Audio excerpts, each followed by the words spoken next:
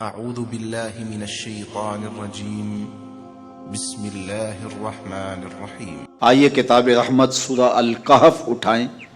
اللہ تعالیٰ نے ایک واقعہ بیان کیا ہے حضرت موسیٰ اور حضرت خضر علیہ السلام کا، کہ حضرت موسیٰ علیہ السلام عزم مصمم کر کے جب چلے تو اللہ فرماتا ہے کہ ہم نے حضرت موسیٰ علیہ السلام کو جس بندے کی نشانی بتائی تھی وہ بندہ ان کو وہاں مل گیا۔ سفید چادر اوڑے حضرت خضر علیہ السلام وہاں لیٹے ہوئے تھے، تو یہ جا کے ان کے پاس کھڑے ہو گئے کہ حضرت میں آپ کی خدمت میں اس لیے آیا ہوں کہ اللہ نے آپ کو جو خصوصی علم عطا کیے ہیں میں ان کو سیکھنے کی غرض سے آپ کی چوکھٹ پہ آیا ہوں۔ کہا تم میرے ساتھ صبر نہیں کر پاؤ گے، معاملے مشکل ہیں، سفر دشوار ہے، منزل کٹھن ہے، اور میرے معاملات ایسے ہیں کہ تم اعتراض کرو گے اس کے بغیر تم رہ نہیں سکتے۔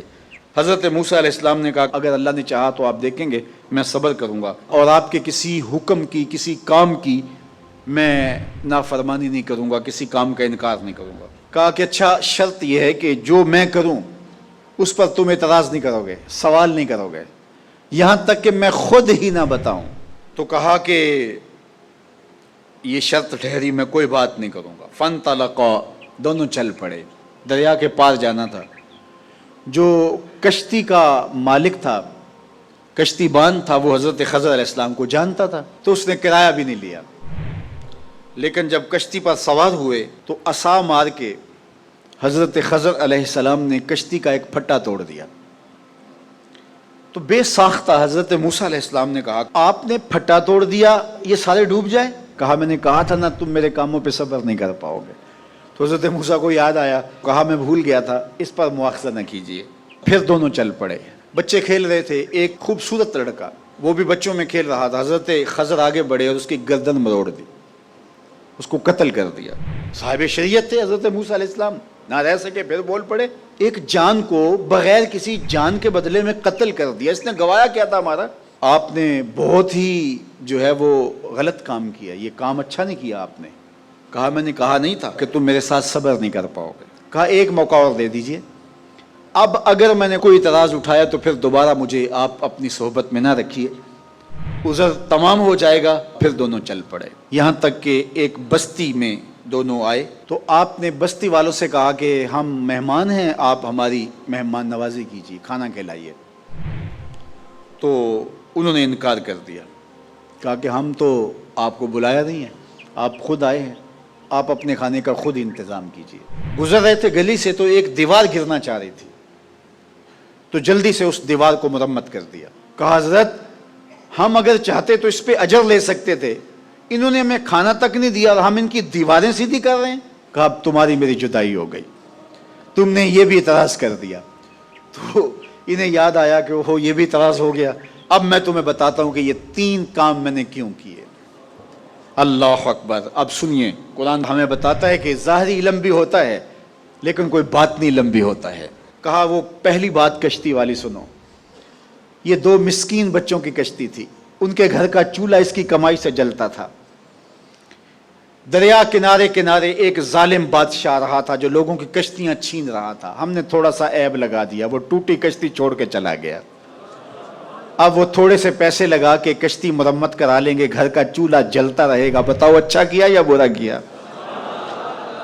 کہا رہی بات اس بچے کی جس کو ہم نے قتل کیا، اس کے ماں باپ مومن تھے، نیک تھے، صالح تھے، بچے نے بڑا ہو کے بہت برا ہونا تھا، ہم نے اس کو قتل کر دیا، اللہ اس کے بدلے ان کو بہتر اولاد دے گا۔ علماء تفسیر نے لکھا ہے اس بچے کے بدلے میں اللہ نے ان والدین کو ایک بیٹی عطا کی جس کی نسل سے 70 نبی پیدا ہوئے۔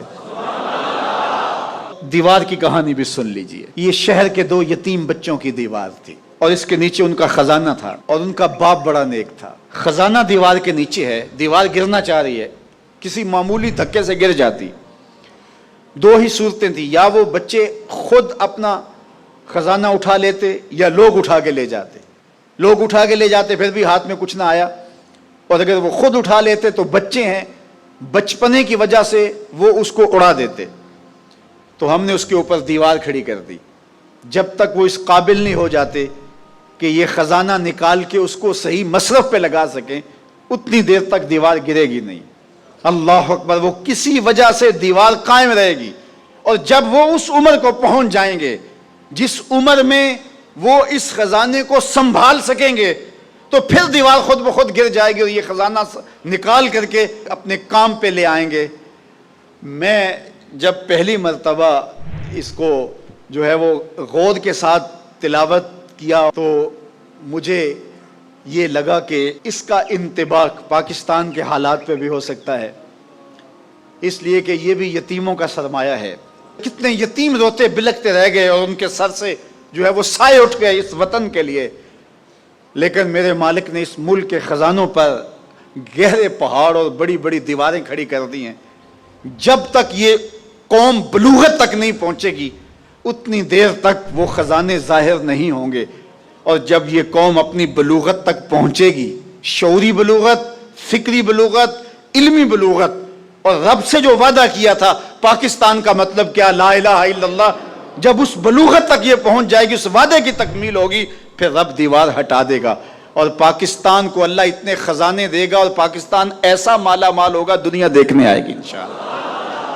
اس لیے رب نے دیواریں بنا کے رکھی۔ تمہارا باپ معین الدین چشتی بڑا نیک تھا، تمہارا باپ داتا گنج بخش علی حجویری بڑا نیک تھا، تمہارا باپ حضرت مجدد الف ثانی بڑا نیک تھا، ان کی وجہ سے میں دیواریں کھڑی کر رہا ہوں اور مضبوط حصار لگا رہا ہوں تمہارے خزانوں پر، اور وہ وقت آئے گا جب تم بلوغت کی عمر کو پہنچو گے، دیواریں ہٹ جائے گی اور تمہارا وطن زمانے پہ مہکتے پھول کی طرح اور چمکتے ستاروں کی طرح اور روشن آفتاب کی طرح چمکتا اور مہکتا دکھائی دے گا، اور زمانہ پاکستان دیکھنے آئے گا، پاکستان دنیا کی قیادت کرے گا انشاءاللہ۔ تو کہا یہ تعویل ہے ان باتوں کی جو باتیں میرے رب نے مجھے بتائی، اور یہ میں نے اپنی مرضی سے نہیں کہیں، اور جو میں نے کیا اپنی مرضی سے نہیں کیا۔ تو یہ باطنی باتیں ہیں، شاید یہ باطنی باتوں کے جوش میں یہ بات بھی میں کر گیا۔ وہ کیا کسی نے کہا تھا کہ بھری محفل میں ایک راز کی بات کہہ دی، بڑا بے ادب ہوں سزا چاہتا ہوں۔